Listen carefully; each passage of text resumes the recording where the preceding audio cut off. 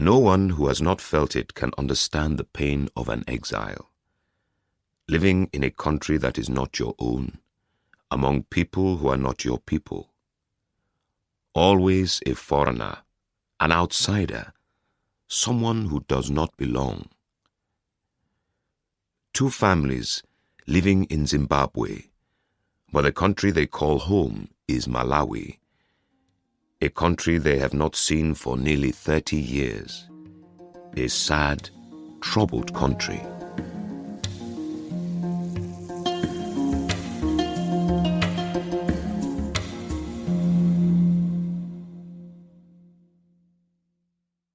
Of course, my father and Uncle Fala had their little disagreements, but they were the usual ones among friends.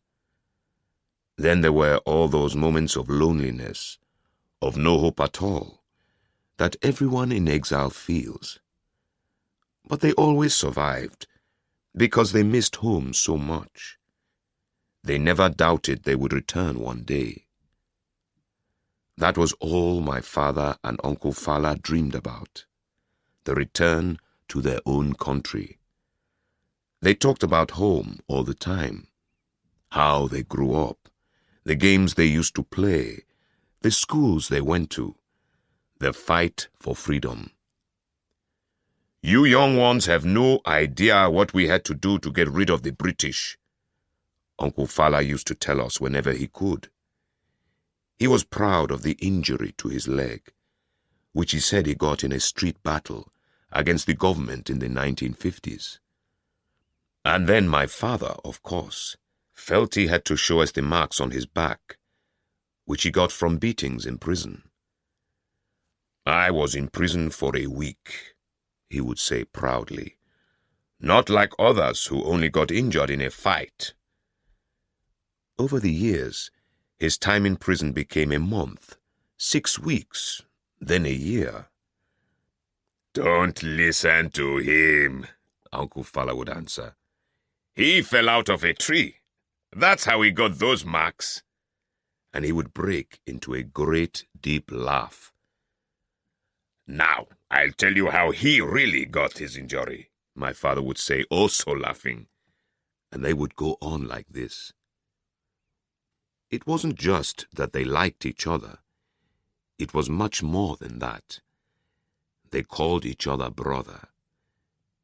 It was 12 years or more before I learned that Uncle Fala was, in fact, not my real uncle. He and my father had met in the mining village in Zimbabwe, where I was born and grew up. Their two families lived together in a flat as big as a matchbox. My brothers and sisters and I grew up and went to school with Uncle Fala's children. When we finished school, I and most of my brothers became miners and lived in the mining village. All through their years in Zimbabwe, my father and Uncle Fala were involved in exile politics. It began with the mining village's home burial society. This helped workers from our home country in times of trouble, particularly burials. Years later, my father and Uncle Fala joined the National Redemption Movement. This was an organization of exiles who were against the government back home. When I was a young boy, I sometimes went with my father and Uncle Fala to the beer hall where the movement held its meetings. They were both good organizers and fine speakers. Whenever one of them rose to speak, the hall became silent, and people listened to every word. After they finished speaking, everybody would clap, and I felt so proud of them. When they stopped working as miners at the age of 50, they began working full-time for the movement, which grew quickly, thanks to a large exile community. Over the years, the news from home got worse. We heard of arrests, violence, and worse. It was not the government that my father and Uncle Fala had fought for when the British left in the 1960s, and our country finally became independent. In the beginning, my father remembered, we loved them. We loved the government. We thought it was ours. I remember Uncle Fala telling us when we were small about the day of independence. Everything seemed so beautiful that day. The sunshine felt a little gentler, the skies were bluer, the plants were greener, and the air smelled fresher. Just before midnight, the British flag was taken down, and our flag was raised as thousands clapped. We loved every word our leader spoke. We called him the Savior. We thought he would save us. Like so many other people, my father and Uncle Fala spent all the money they had to go to the capital for the independence ceremony, a great day for our country. At that time, my father worked on a farm. Soon afterwards, he lost his job when the farm was sold to one of the new government officers, who preferred to employ workers from his own part of the country. Uncle Fala lost his job because he was the leader of a workers' organization at his factory. The new government did not allow workers' organizations anymore, saying that the workers had no enemies now that independence had been won. So Uncle Fala and my father left the country a couple of years later, as so many others had done before them, to look for jobs in the mines of Zimbabwe. The exiles in Zimbabwe learned to live with the bad news that came from home. They would discuss it and pass it on, but it was something they did not actually experience. Although exile was painful, they could hide behind it and dream, and avoid being responsible for their own lives. I did not think of myself as one of them. Of course, I considered where my parents came from as my homeland too, although I had never been there. But I also felt strong ties to Zimbabwe, the place of my birth. At home we spoke my parents' language. Elsewhere we used one of the local languages. I never really had to think much about my real home until I was an adult. It didn't matter when I was a child. Of course, the other children would sometimes call us by rude names, whatever word was fashionable for foreigners at the time, but it never mattered to me. Not so in later years. It was partly age, I suppose. As you grow older, things seem to hurt a little deeper. The situation in Zimbabwe was also changing. People began to think of themselves less as Africans and more as Zimbabweans. We became foreigners, even those of us who were born in Zimbabwe, when it came to giving out jobs and to finding someone to blame for the nation's problems. That is when I became more involved in the national redemption movement. Slowly, our community turned inward, and as far as possible we kept together, helped one another, and married among ourselves. I married Uncle Fala's eldest daughter, Mwali, which pleased both our parents greatly. "We are now real brothers," the two men told everyone at the wedding ceremony. I began to miss my homeland as much as my father and Uncle Fala did. I wanted to know more about it, so I asked questions. I searched for information in books, newspapers, and magazines. I dreamed of the shining lake with its golden sand beaches, the rivers, hills, and mountains, and the cool green highlands. A land, as my father and Uncle Fala remembered it, of tidy villages, handsome cities, safe streets, and smiling faces. Not this dry, empty land that was only good for exiles. We hoped and dreamed. In the meantime, I grew older. I had 3 children. My father and Uncle Fala began to look like the grandfathers they were. They continued to be involved in the movement, but the situation in our homeland stayed the same. None of us thought it would change soon, although we did not doubt that change would come in the end. Nobody imagined how quickly the 30-year-old regime would fall a few years later. People had been unhappy for years, of course, but it was the church leaders who brought it into the open.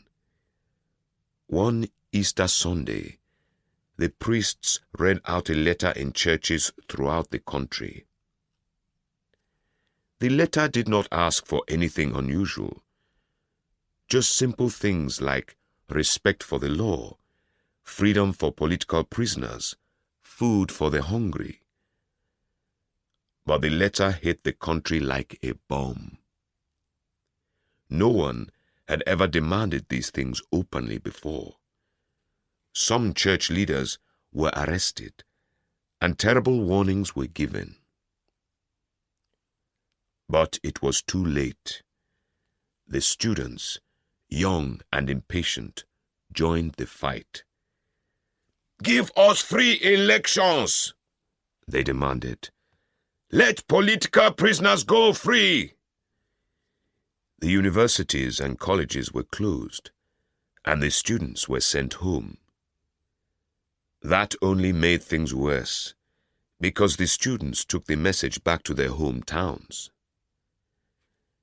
Then the workers joined the battle. They stopped work, demanding better pay. The police tried to break up one protest march, but they only succeeded in shooting hundreds of workers and starting angry protests all over the country. Even foreign governments and banks began to talk about sending no more money to a regime that had lost control. I had never seen my father and Uncle Fala so excited. They had the radio and television on all the time, following the news from home. For some reason, I was not as excited as I had expected. I had become so used to hoping and dreaming that the possibility of return frightened me. Exile had always been my life. It was all I knew. Other things made me uneasy too. Our community of exiles began to break into 2 groups: those who wanted to return and those who were not so enthusiastic. The same disagreements were seen in families, and before long, in the movement itself. At our yearly meeting, there were so many arguments that by the end, the movement had broken into 3 separate groups. It was sad to watch. Nothing prepared me for what was waiting for us in our dear homeland. It was certainly beautiful, but that was all. We went first to my father's village. I was disappointed. It was nothing more than a group of rough mud houses. I met some of my uncles and aunts for the first time. They all looked much older than my father, although they were younger than he was. They were nice and friendly, but that was all they could offer us. It was the same at my mother's village, which was a few miles away. I felt like a stranger. Our relations called us Machona, meaning the long-lost people. As Machona, we were expected to bring endless presents, far more than the workers who returned every 2 years or so, carrying huge suitcases full of gifts for their relations, clothes, blankets, radios, watches, sunglasses. For a couple of months, they would live like chiefs. Then, when all their money had gone, they would leave for Zimbabwe once again. But we disappointed our relations. I suspected that this was one of the reasons that my father had not returned for so long. I also began to understand that my own people were no different from the people of Zimbabwe, who had many arguments and fights between their different ethnic groups. We were proud that our community of exiles in the mining village had no silly ethnic arguments of that kind, although we had people who came from different places and ethnic groups in the homeland. My father, for example, was from the south, and Uncle Fala from the north.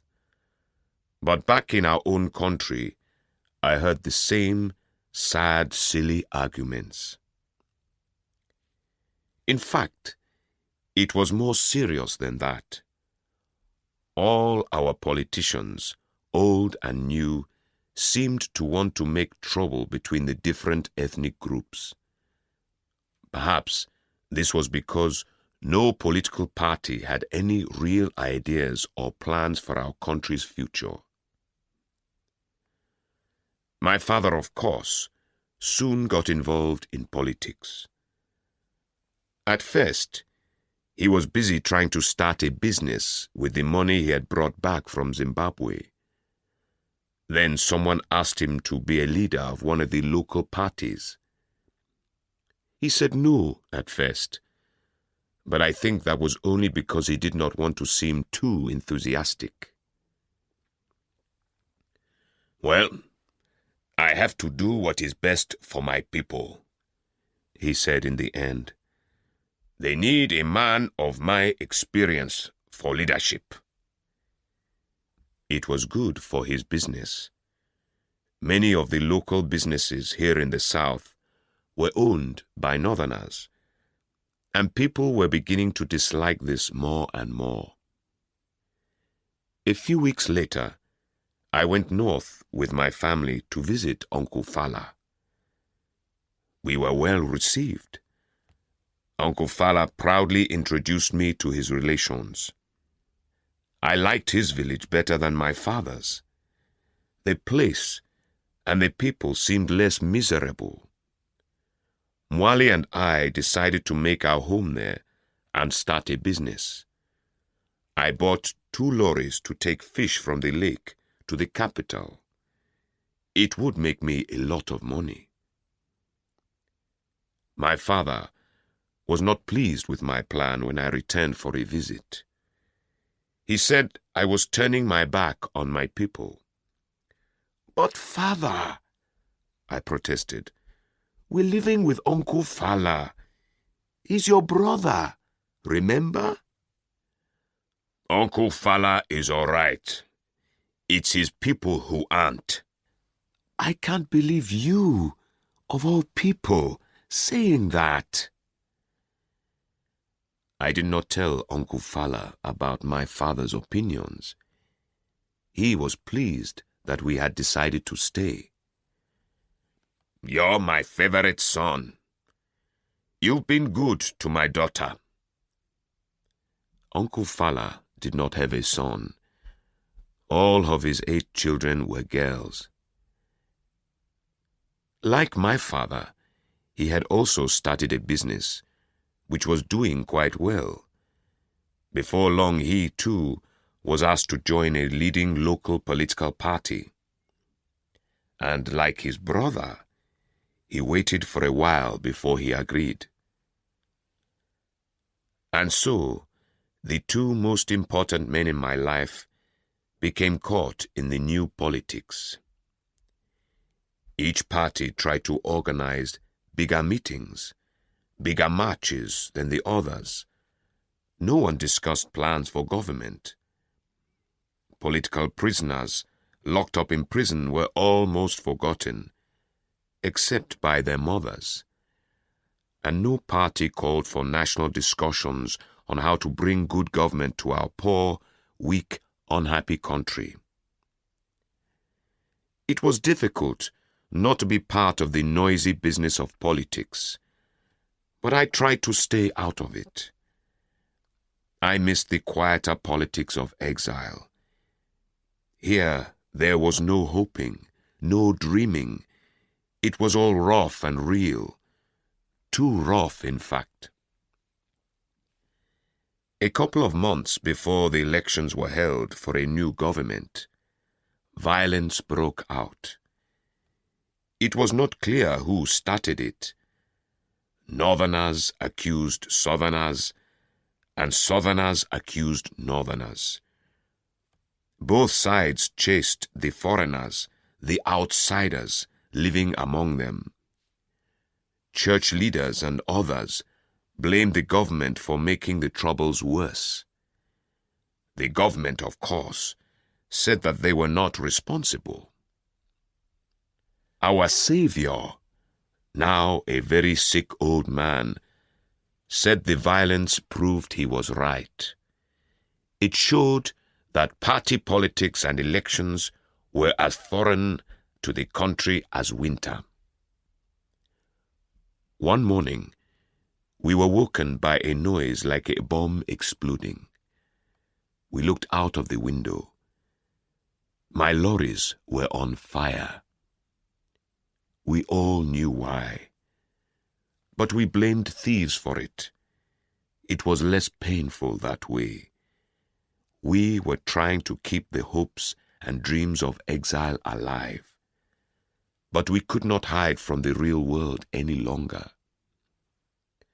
That evening, Uncle Fala spoke what was on our minds.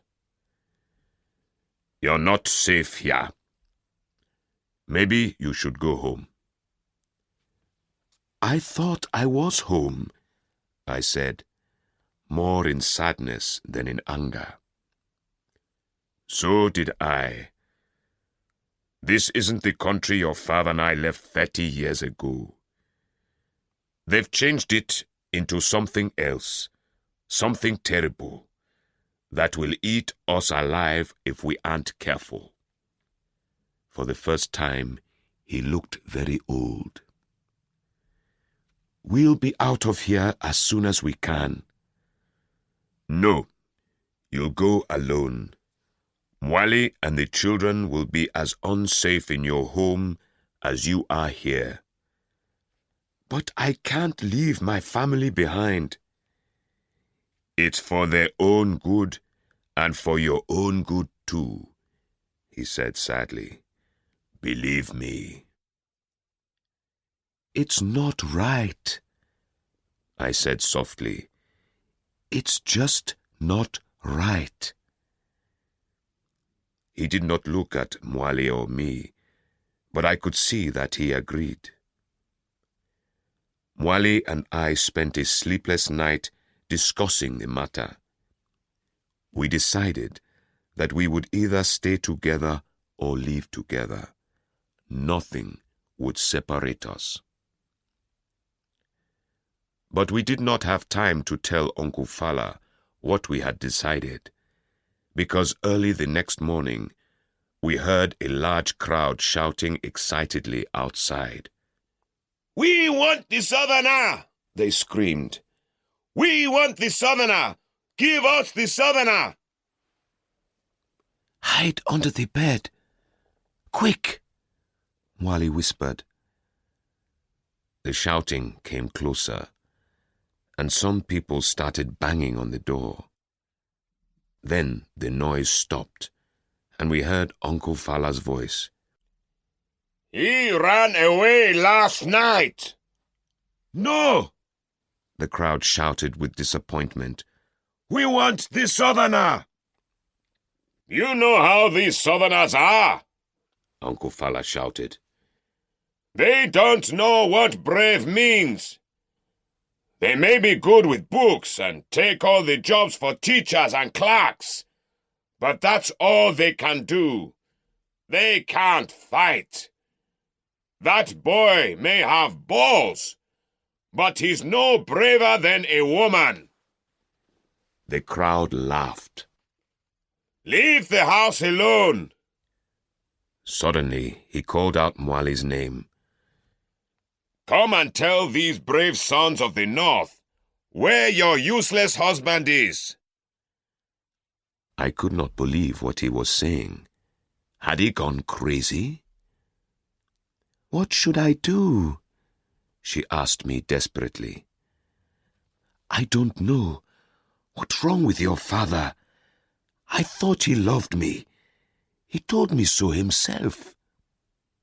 Mwali, please come out and tell these men where your good-for-nothing husband went. I felt suddenly angry. Go! He's your father! I pushed her, and she started crying. Go, I said! Don't scream! They'll hear you! She tried to get herself under control. Please stay where you are. Don't move, she said, as she went unwillingly to the door. See? She's crying, Uncle Fala said when she came out. I told her not to marry a southerner. The crowd began to go away, still shouting about southerners. Moments later, Mwali returned, looking both shaken and thankful. I stayed indoors the whole day. Later, Uncle Fala came to me. I could see the unhappiness on his face. I'm sorry I had to say all those things. So you didn't mean it? I said coldly. Of course not. He was trying not to cry. That was the only way I could save you. By talking their kind of language. You will always be my favorite son, no matter what. I do not know how long we sat there, staring at the walls. We all wished to be back in the old days of exile. I escaped that night, and my people were thankful to see me safe. I always told you that northerners are cruel and wild, my father said. I could not remember him ever saying that. But I did not feel like arguing with him. I just wanted to sleep and dream of the simpler days of exile. The elections were held on time. The old governing party just managed to win. But the other political parties refused to accept the results and did not recognize the government. While this argument went on, the army appeared on the streets, and the frightened country became calm. It seemed safe enough for me to ask Mwali and the children to come. Uncle Fala came with them. When the two old men met, they put their arms round each other. For a while it seemed like the old days, except that they both looked so much older now. They were both much thinner. Uncle Fala walked even more painfully, and my father could not see or hear very well. But it was not the old days. They had little to talk about. It was painful to watch. The friendliness and the laughter had all gone. The days of exile now seemed so far away and unreal. And yet, we had been back for about a year. Uncle Fala only stayed a couple of days. He left early in the morning. We all went with him to the bus station, except for my mother, who was not feeling well. My father and Uncle Fala stood in silence with their arms round each other for what seemed like a long time. From the steps of the bus, Uncle Fala waved to us with his stick. We waved in return. Then he climbed painfully onto the bus and never looked back.